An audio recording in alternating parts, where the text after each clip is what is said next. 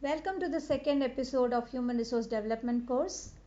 Yesterday we saw the difference between human resource management and human resource development, how personnel management is different from human resource management, and we traced the history of the development of human resource development and the emergence of the new perspective of HRD. Today we are going to see the history of human resource development in India. The concept of HRD came into picture only in 1970s with Leonard Nadler coining the term human resource development. Larsen and Toubro was the pioneer in India to design and implement an integrated HRD system in 1974. Slowly, other companies also started establishing it. The credit of establishing the HRD system, the recommendation to establishing a HRD system in L&T goes to Dr. Uday Parikh and Dr. T.V. Rao, the consultants for reviewing the training requirements at L&T. The first workshop of HRD was held in 1979. Xavier Labour Relations Institute, Jamshedpur was the first to establish a center for HRD. Indian Institute of Management wanted to establish a center for HRD and entrepreneurship center long back in 1970s, but they did not get the approval then.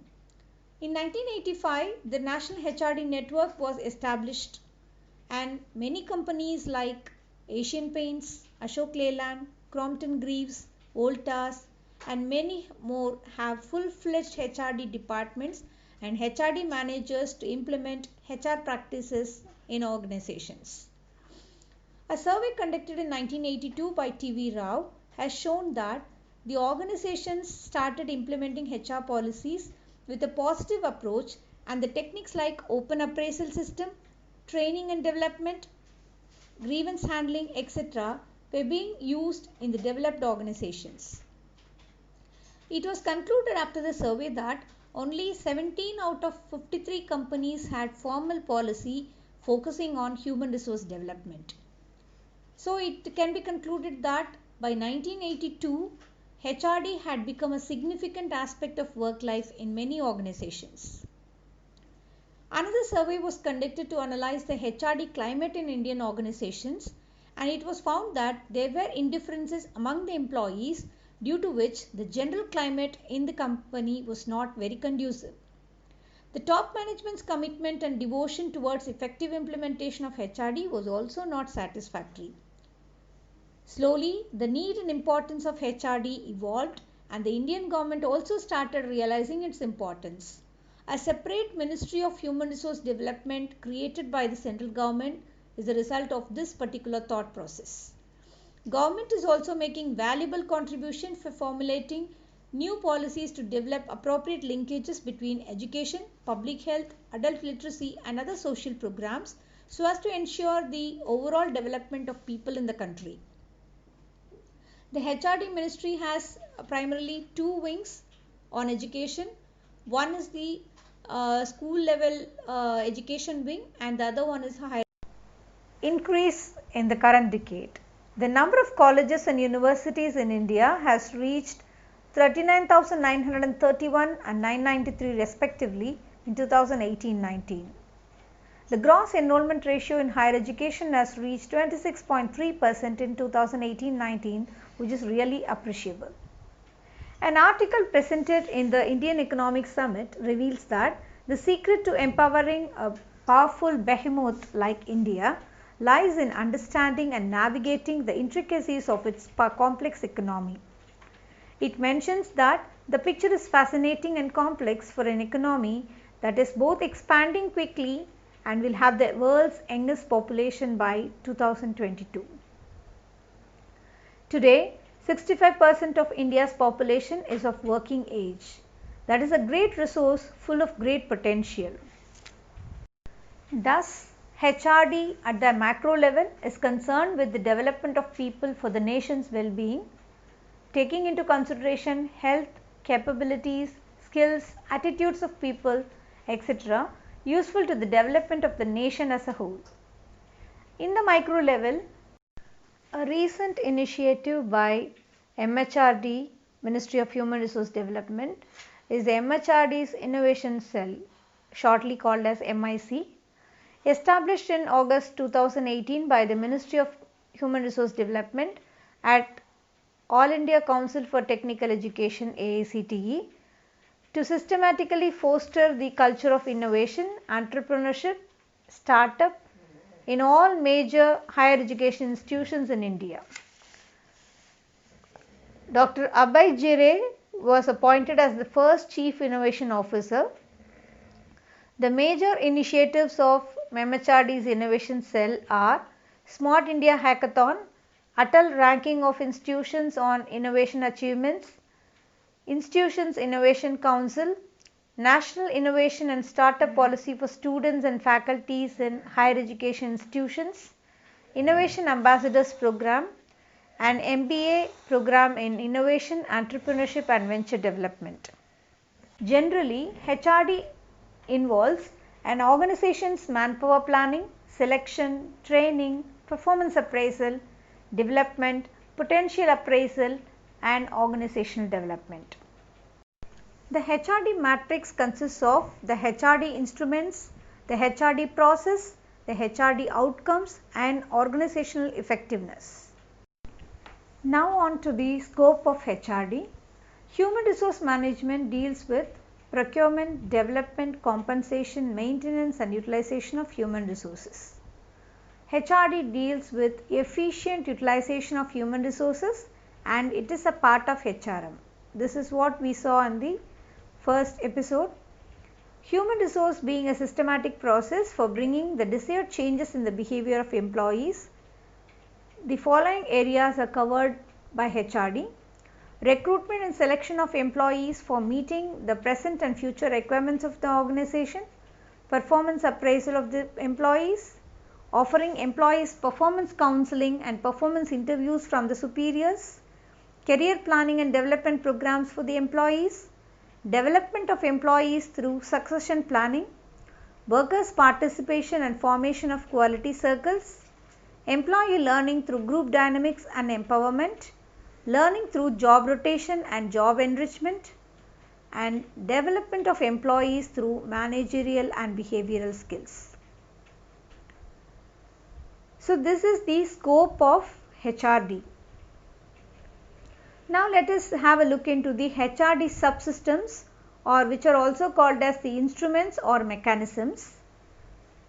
With reference to the dimensions or components or subsystems of HRD, many thinkers have divergent views and they define the mechanisms of HRD in various ways. A well-designed HRD program should have the following subsystems. Number 1, performance appraisal. It is a process of determining how well a worker is performing his job. It provides a mechanism for identifying the qualities and deficiencies observed in an employee in relation to his job performance. The object of appraisal is to determine the present state of efficiency of a worker and establish the actual need for training. The process of performance appraisal consists of setting standards for performance, communicating the standard to the employees, measuring the performance, comparing actual performance with the standards that were preset. The second subsystem of HRD program can be potential appraisal. Potential appraisal provides the required data which is helpful in preparing career plans for individuals. So as we saw in the first episode, potential is the set of latent qualities and competencies available in an individual that can be developed in a future date. So the process of potential appraisal is aimed at developing the latent abilities of the individuals. So when we use the word latent, we tend to mean that the abilities are not openly seen. So it is hidden and it is the duty of the HRD manager to bring it out from the individuals. The process of potential appraisal is a time consuming process and it ensures a good match between the employees and the job. The third subsystem of HRD is feedback counseling. Feedback of performance data can be used to monitor individual development and identify the training needs of the individual. Career counseling and verbal rewards are integral parts of review discussions between the superior and the subordinate. Counseling serves several purposes in the organization. It helps in strengthening the superior-subordinate relationship.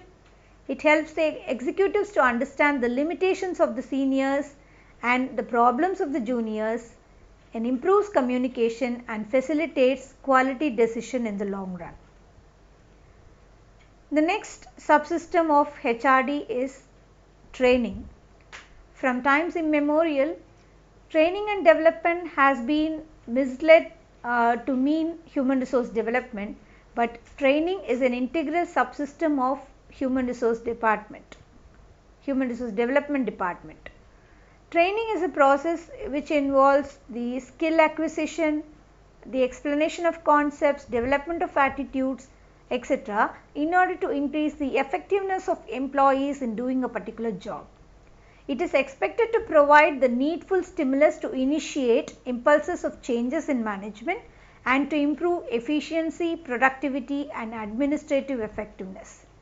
So, training is actually focused in developing the employee, and the latent agenda being the administrative effectiveness or the cost effectiveness from the management's perspective. Next subsystem is the role analysis.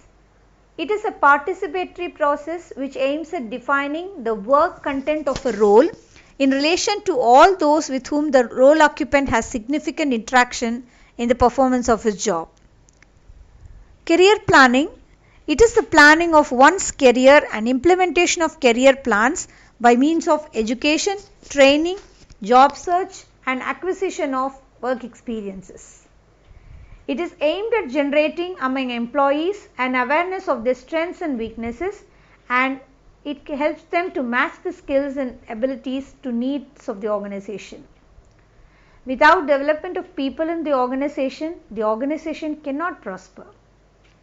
Individual career development is considered to be a three-step process: identification and organization of skills, interests, and work-related needs and values, conversion of these inventories into general careers, fields, and specified job goals, and testing the possibilities against the realities of the organization or the job market. The next subsystem is job rotation. The work task should be rotated among the employees so as to broaden their field of specialization as well as their knowledge about the organization's operation as a whole. Quality circle is a small group of employees doing similar or related work who meet regularly to identify, analyze, and solve product or quality related problems and to improve the general operation. The quality circle are relatively autonomous units, ideally consisting of 5 to 10 people, led by a supervisor or a senior worker, and are organized as work units. The workers who have a shared area of responsibility meet periodically to discuss, analyze, and propose solutions to ongoing problems. This can be an effective subsystem of HRD. The reward system. Rewarding employees' performance over and above their normal wages and salaries is an important task of HRD. To check frustration is rewarding the efficient workers for their work, which may be known as incentive. It will lead to better utilization of human resources at all levels, which is easy, cheap, quick, and sure means of increasing productivity. Organization development is an organization-wide planned effort managed from the top, placing emphasis on making appropriate intervention on the ongoing activities of the organization. It's a normative framework within which changes in the climate and culture of the organization towards harnessing human potential for realization of organizational objectives happen. Quality of work life. The condition under which the workers work and live assume the form of another important factor contributing to workers' satisfaction and consequently job satisfaction. In order of priorities, it comes next to the earning of a worker in the Indian context. For an employee to be able to work at his best, it is necessary to understand that inadequate working and living conditions produce adverse mental and physical effect on the employee. Ultimately, it causes decline in the efficiency of the employee. So, to avoid that, a good quality of working life should be provided to each and every employee, for which HRD manager is instrumental in the process. Human resource planning. It is a process aimed at ensuring that the organization has adequate number of qualified personnel available at the proper time, performing jobs which would meet the needs of the organization and also provide satisfaction for the individuals involved in the job. Recruitment, selection and placement. Though these are coming under the general HR functions, the generation of application for specific positions according to the qualification, skill, experience, knowledge, etc., with a view of appraising the stability of the job comes in the hands of the HRD manager. Placement is the process of assigning the selected candidate with the most suitable job. It underlines the need for placing right men at the right job so that best results could be obtained. So these are a few of the HRD subsystems which work in many of the organizations. But as we said earlier, many authors differ in their opinion about the subsystems or dimensions of human resource development. So to sum up, we can say there are 5 key functions of human resource development. Number 1, strategic talent sourcing and acquisition, which is covered by the process of recruitment, selection and placement. Education oriented employee benefits. This is about the training and development wing of the employees, for the employees, which is intended to develop the individual's career and skills and abilities. The third wing is performance measurement and management, which is associated with giving rewards to worthy people and keeping them motivated and retaining the best talent. The next wing is the formal learning and development programs and helping them to climb the career ladder in the form of succession planning. And the next and last key function is internal mobility, which means to develop the employee in various genres through job rotation, promotions, etc. Now let's have a look into the outcomes of HRD. At the macro level or in the national context, it builds competencies in people, it develops a skill base, it helps to participate in productive ability activities, and it provides a healthy living, long living and enhances the quality of life. In the organizational context, HRD can give the following outcomes. It can give rise to a lot of HRD subsystems, which we will look into after this, and the HRD processes like role clarity, collaboration, etc. The ultimate outcome of any HRD initiative is to create more competent people to work in organizations and in the society. The qualities and competencies required in a HRD professional includes business skills, leadership skills, consulting skills, technical skills, interpersonal skills and a global mindset. The roles and responsibilities of a HRD manager is HRD strategic advisor. He is involved in giving strategic advice to the management, and it is he who links the human resource strategy to the corporate and business strategy.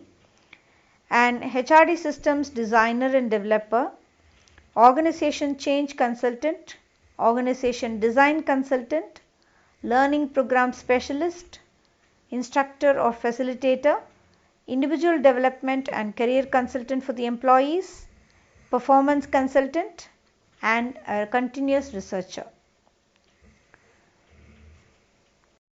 The developmental perspective of HRD is recognized in the current decade because of the following factors.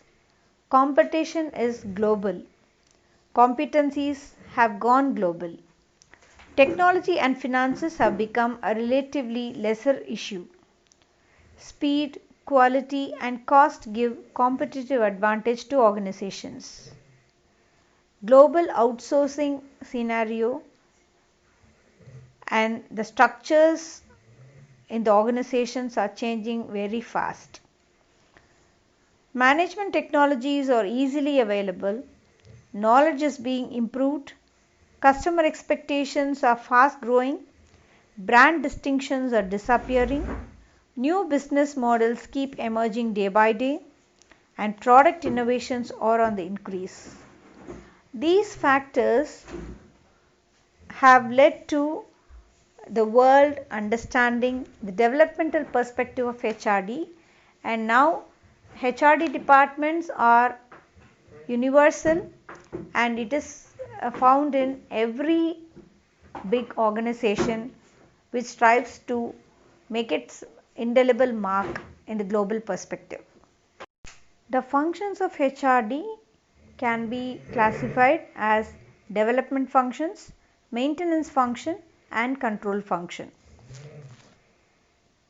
Today's episode focused on the evolution of HRD in India, HRD at the macro and micro level, the expected outcomes of HRD initiatives, the developmental perspective of HRD, the HRD functions, the qualities and competencies of HRD professionals, the role and responsibilities of HRD manager were all discussed.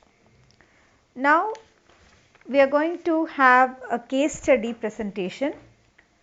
Let me narrate the case study and you may take this as the first assignment. The answers to this assignment will be delivered at the start of the next episode. The following case study designed to allow students to apply the knowledge on importance of human resource development in business organizations. Now the case: you are the newly hired human resource vice president at X Company Limited, an accounting firm. The company has decided to hire you because a recent strategic review from management consultants uncovered major weaknesses related to human resource development. You have received an email from the president on the first day. We are very happy to have you on board. As discussed, I attach a list of the weaknesses pointed out by our management consultants. Would it be possible to review the list and indicate whether the problem is within the scope of human resource development and what type of human resource development is relevant to the problem if applicable? I will use the results to determine which area of human resource development needs the most attention from the board. Thank you.